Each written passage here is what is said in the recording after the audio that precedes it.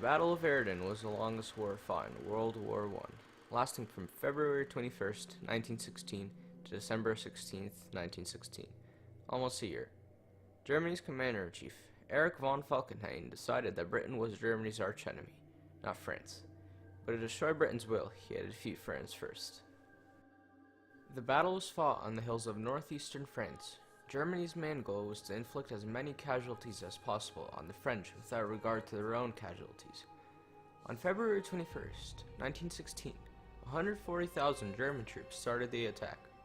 They were supported by 1,200 artillery guns that targeted 2,500,000 shells at the Verdun region.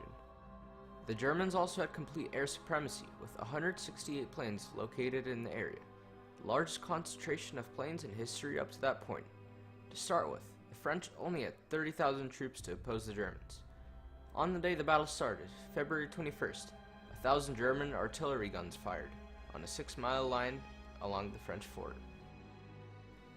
The German attack was to last over 300 days. Flamethrowers were used in large numbers for the first time in order to help the Germans advance the 8 miles towards Verdun. By February 25th, the Germans had taken 10,000 French soldiers prisoner. As they advanced towards Fort Dahmen, considered to be the most powerful fort in the world, the Germans were astonished as the fort was manned by only 56 gunners who showed no resistance to German troops. The fort was only 5 miles away from Verdun. The Germans were slowly advancing. So far, the battle seemed to be going Falkenhayn's way. French military leaders declared Verdun could not be held if the east bank of the Meuse was lost, and that French national morale would not survive the loss of the city. Crown Prince Wilhelm, a German military leader, and his staff had stopped following Falkenhayn's strategic concept and committed the Fifth Army to a more offensive action. The seizure of Verdun became a higher priority, and soon German casualties were similar to French casualties. Following this event, General Philip Pétain was given command of the French Second Army at Verdun. General Pétain organized his forces defensively, creating strong points rather than stationing his troops into vulnerable trenches.